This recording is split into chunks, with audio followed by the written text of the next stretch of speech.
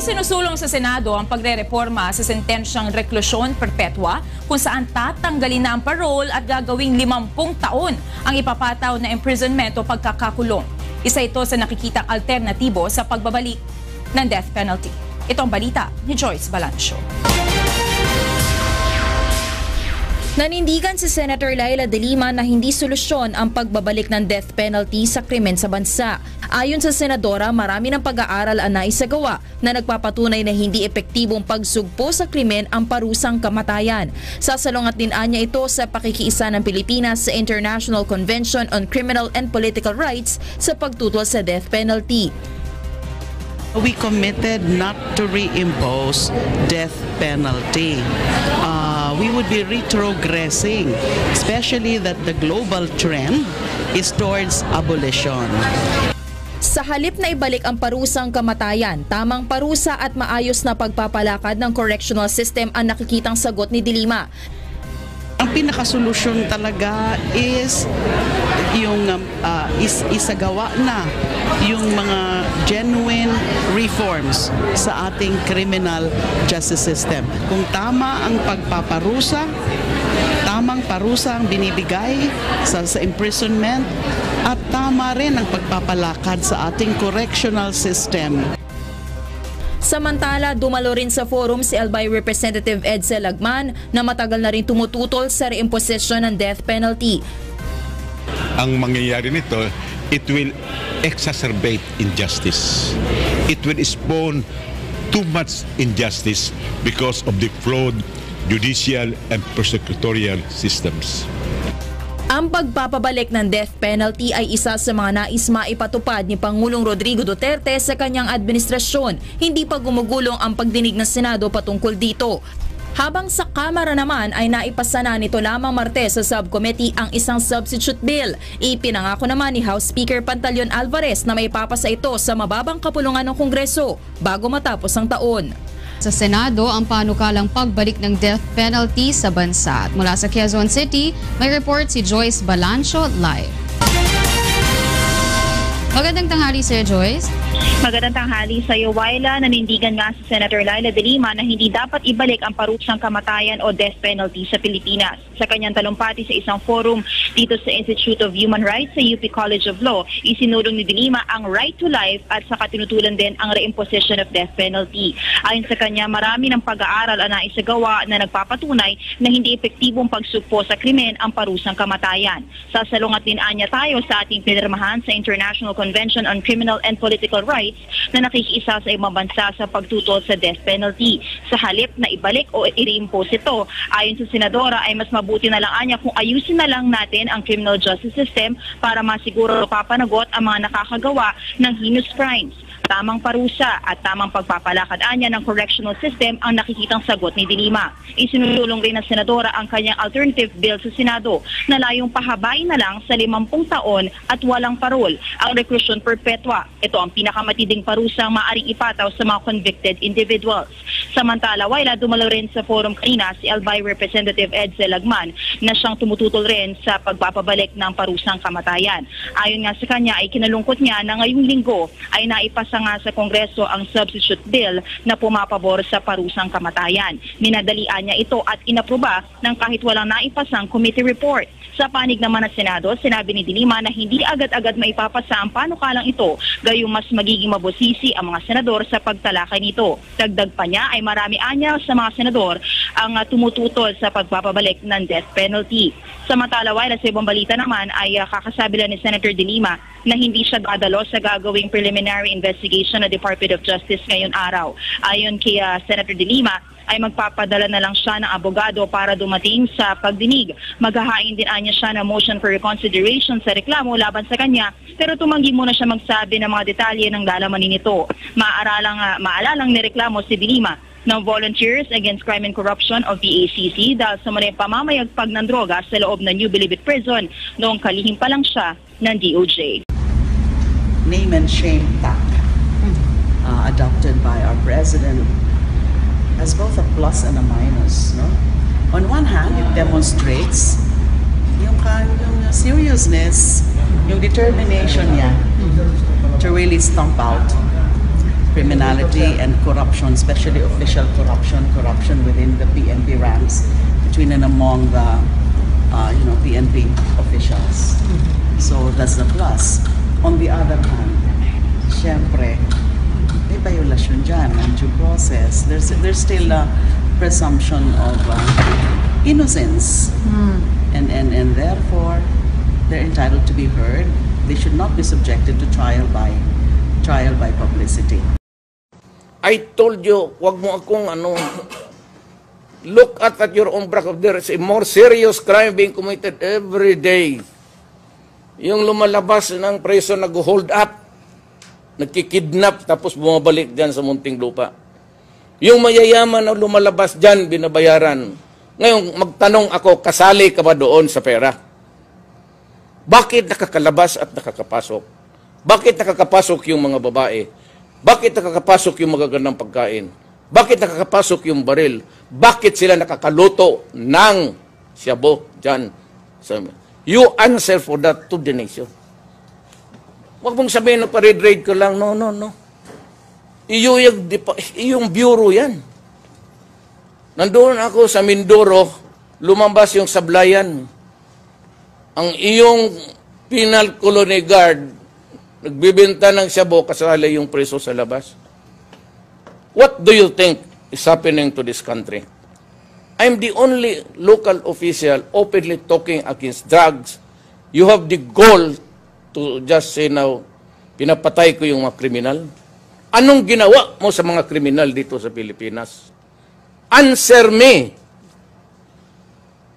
Ikaw, abogado ka. You arrested President Arroyo without a warrant of arrest, without a whole departure order. Short of just you kidnap the person, then you filed a case. But that cannot erase the fact that at the time you committed a very serious crime of arresting a person without legal grounds. Korte lang ang makapag-aresto eh. You never showed a warrant of arrest. You never showed a whole departure order. Pilipino tayo, akala ko ba you're talking about democracy? You must account for the sins in public because you're running for senator. And I will go personal sa iyo, sa buhay mo. Sangkot sa droga. Hindi na po nakakagulat yan. Although ang nakakagulat lang para sa akin is that sa unang sabak pa lang, sa unang yugto pa lang ng administrasyon, ganyan nakadami ang mga namamatay. In fact, even before June 30, kasi kung susundan natin yung so-called kill list ng PDI, as of July 7, 72 na kaagad. At least the documented ones. We don't know, baka there are others na hindi pa masyado na nabalita. But before that, or right after elections, nung May 10 onwards, ay nagsimula na rin yan eh. You know, dun sa post-transition period. Kasi syempre nagpapakitang gilas naman syempre ang kapulisan na Hindi pa sinusunod umuupo. nila. Hindi pa talaga formal na Pangulo. Umuupo. Yun lang ang parang nakakagulat. Pero yung phenomenon na yan, I would call it phenomenon na naman, na ganyan, halos araw-araw, or araw-araw talaga, may mga namamatay bilang bahagi nitong very, very fierce and strong anti-drug campaign of this administration. Okay, pero I mean, yun naman ang kampanya niya. Nahalal siya based on that campaign. So may mandate na to go after drug suspects. Yes, may mandate. Wala po tayong problema doon. Hindi ko po kini-question yun. Nakikiisa po ako doon. I fully support the campaign against drugs, against criminality. Ang gusto ko lang makita, ang gusto ko lang masiyasat ng husto ay yung pamamaraan ng pagsasagawa ng kampanya na yan. All along, tayong mga mamamayan thought that we are being protected by the police primarily. Masakit pakinggan kasi ginastusan mo na, binabayaran mo yung pag-aaral niya, lahat ng uniforme, pati medyas niya, pati sapatos, gastos mo. Tapos you commit by any language, it is really treason. And I'd like to name publicly General Marcelo Garbo. He was a protector of the drug syndicates in this country. General Vicente Luot, who is now the mayor of Cebu, in one of the municipalities of Cebu. General Diaz, the former regional director of Region 11, General Pagdilao, former regional director in CRDO, General Tino, former QCPD director.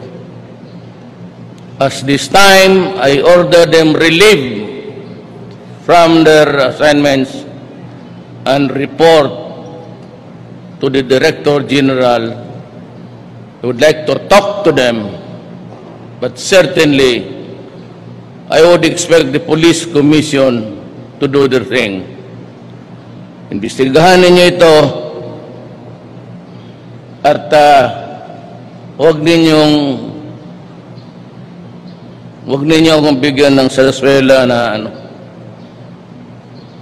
Hanapin ninyo ang totoo. Kasi overnight I was really trying to figure out. I do not necessarily humiliate people. It's not my practice. Politiko ako eh. Kung mayor-mayor lang ako, o wala naman akong kasali dyan sa bayan na yan, the Republic of the Philippines, edi okay lang.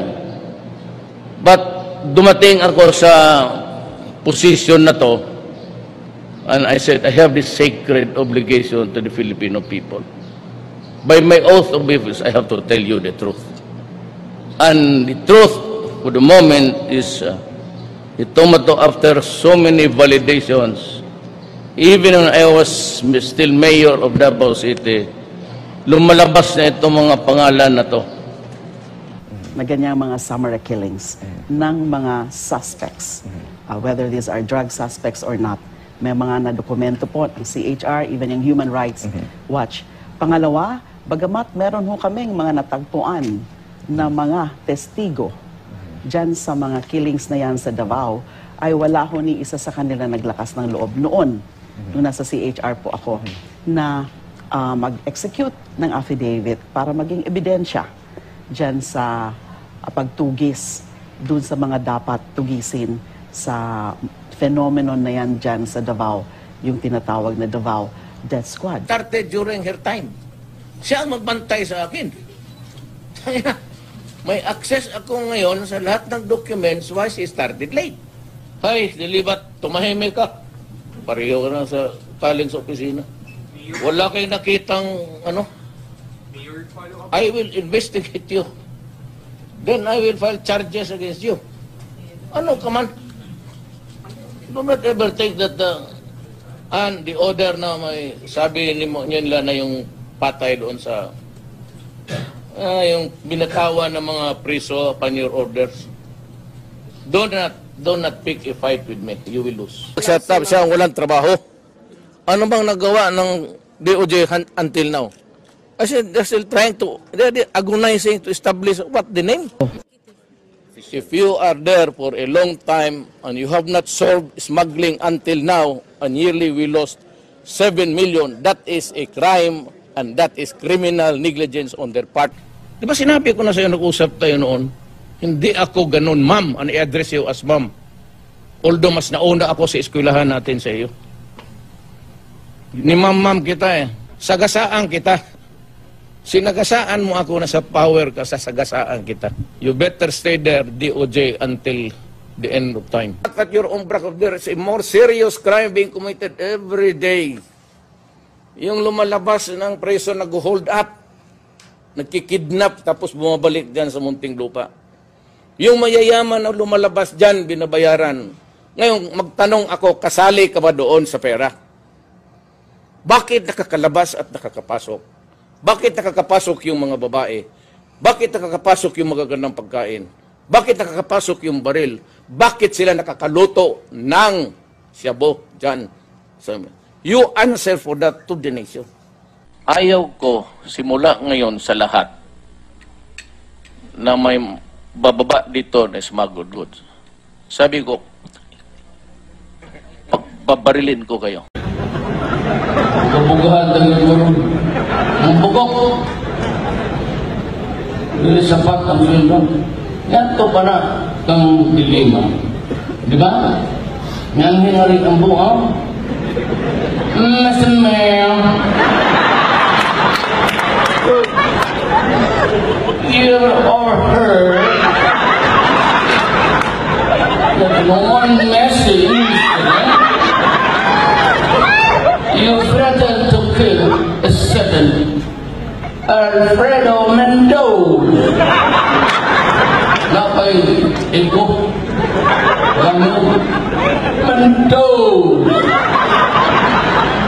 And what is horrible is that right after 2 days after you threatened him, he was found dead.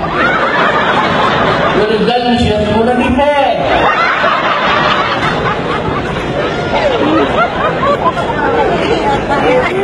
What can you say about that? Well, yes.